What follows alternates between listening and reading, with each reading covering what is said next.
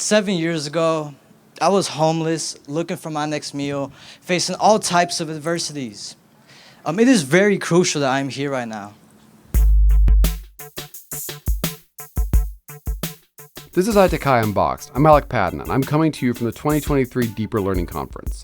And I'm just so stoked to be here among so many wonderful people. Deeper Learning does things a little differently, and the opening keynote consists of 3 stories of deeper learning told by a student, a teacher, and a superintendent. In this episode, you'll hear from the first storyteller, student Walter Cortina. Hello, everybody. Shout out to all of you amazing people for being here. And also thank you to the Deeper Learning team for having me. I want to start off by saying that 7 years ago, I was homeless, looking for my next meal, facing all types of adversities. It is very crucial that I'm here right now. As I share my story, I will emphasize how education played a key role in placing me on the path I am on now. And by the end of my story, I hope that all of you will have a better appreciation for the power of deeper learning.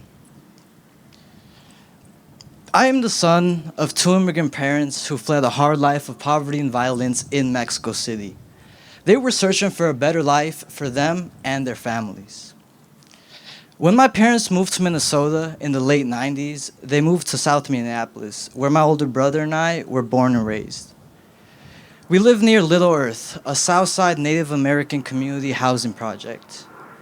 Growing up, my family was always very big on community and encouraged us to engage and make friends with people within our community.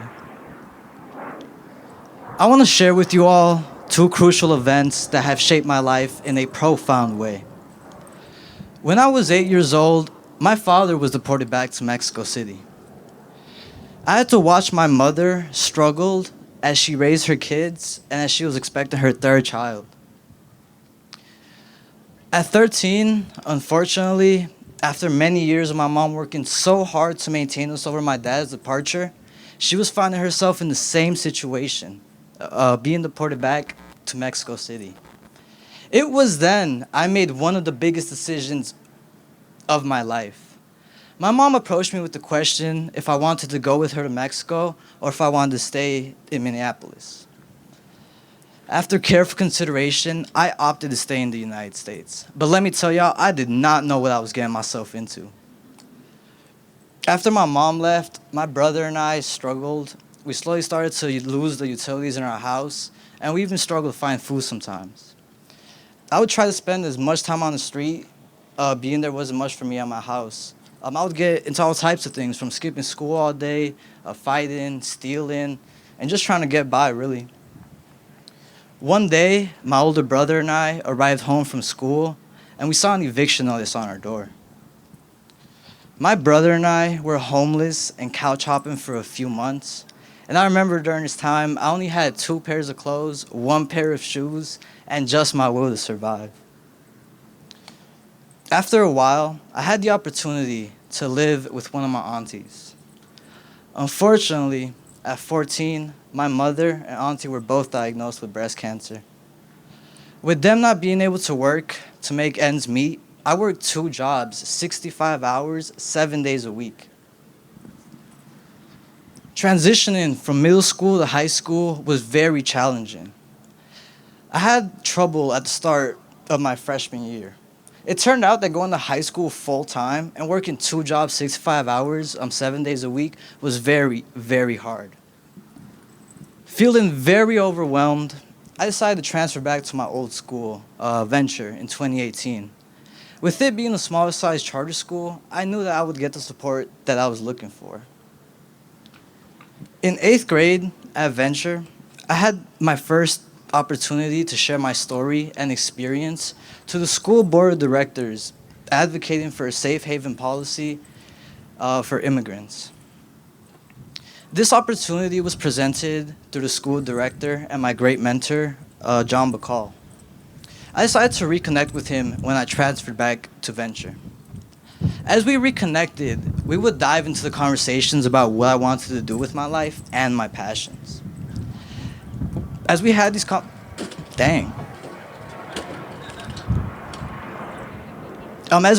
conversations, it relit a spark within me to want to use my voice and experience to advocate and be a leader within my community.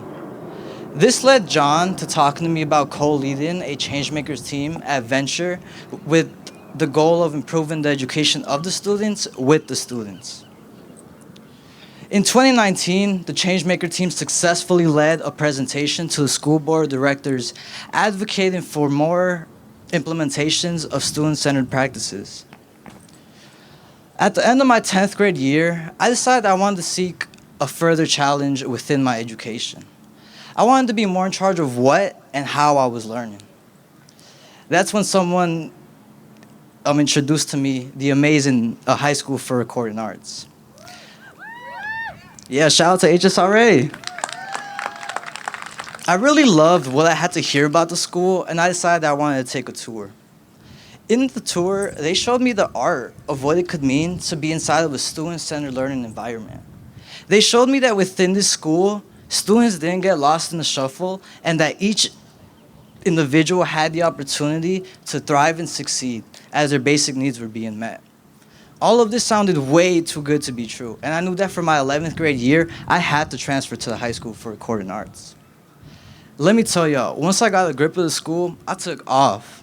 I started planning my own schedule and the projects that would take me to the finish line of my graduation. From the amazing support of the staff, to the flexibility of my time, to the time I had to put into my passions and interests, I just loved the whole vibe of the school.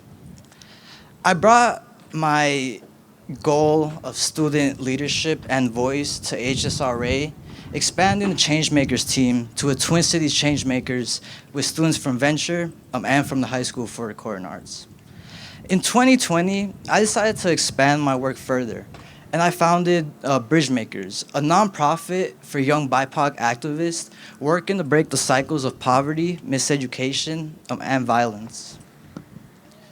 In the spring of my junior year, my plans took a wild turn. The COVID pandemic was starting to break off and causing a complete 180 for all of us. School stopped and people were starting to be laid off work, and I was finding myself in both situations. I remember feeling the anxiety and asking myself, how am I going to pay for me and my family's bills?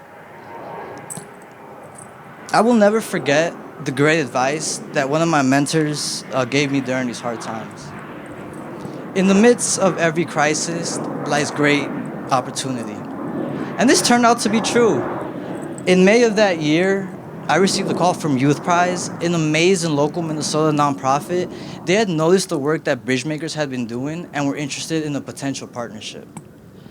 This call led to a group of young community leaders and I, who lost our jobs during the pandemic, to advocate and work with Youth Prize to lead a statewide campaign to change a policy that was barring high school students from receiving UI unemployment benefits. We ended up generating 65 media features, being featured on the New York Times, Teen Vogue, Star Tribune, a state court victory, helping 20,000 youth gain access to $33 million in UI unemployment benefits, and a bipartisan repeal of a discriminatory state law. We saw firsthand the power of youth leadership and building bridges across generational and political divides. I also ended up receiving a lot of school credit, as the beauty of HSRA was student-centered learning. What I've noticed in my context about implementing deeper learning is that it opens the door to untapped potential and new possibilities to be shared with the world.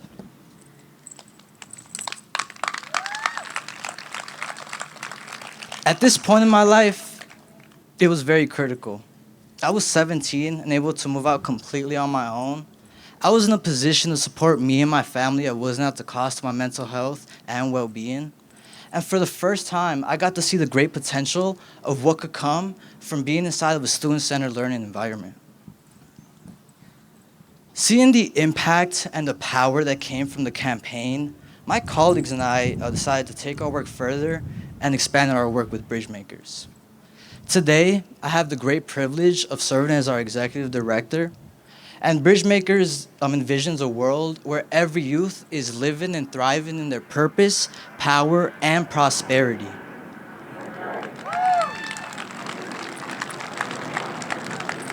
We aim to do this through the transformation of education by mentoring, supporting, and building the capacity of young leaders as they transform the school education system, career pathways, and civic action within our communities.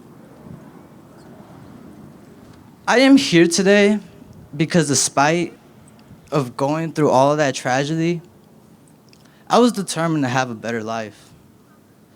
I was supposed to be dead, in jail, or in the hospital, as many of my friends and family are. I can officially say that last year, I was the first in my family to graduate high school. Through my work with Bridgemakers, I continue to build my dream and long-term plans of sharing my voice and journey and experience with others to inspire them to work alongside me as we transform communities, to inspire us to keep building bridges across our differences. I have said and shared a lot. I want to leave you all with a request. I cannot leave this stage without saying that all of this was possible because of the vital points that took place on my journey. Through my adversities, through the power of my education, and through the career that I was able to build because of my education, because at my experience at Southwest, it led me to seek a better education for myself, and seeking that led to a world I couldn't even have imagined. From at one point of being homeless, looking for my next meal, having 2 pairs of clothes, and on the street skipping school every day, to loving my education, being the first in my family to graduate high school, being featured on the New York Times, and raising over $1.5 million for Bridgemakers' ongoing work to support youth and their passions.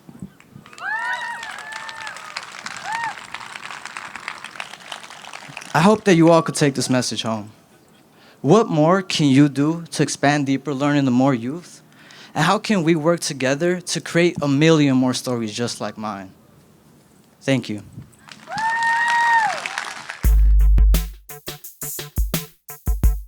High Tech High Unboxed is hosted and edited by me, Alec Patton. Our theme music is by Brother Herschel. Huge thanks to Walter Cortina, Kristen De La Torre, and Andre Spicer for sharing their stories, and to Michelle Pledger for introducing them. You can learn more about this episode's storyteller and find their social media links in our show notes. To find out more about the Deeper Learning Conference, visit their website, deeper-learning.org. Thanks for listening.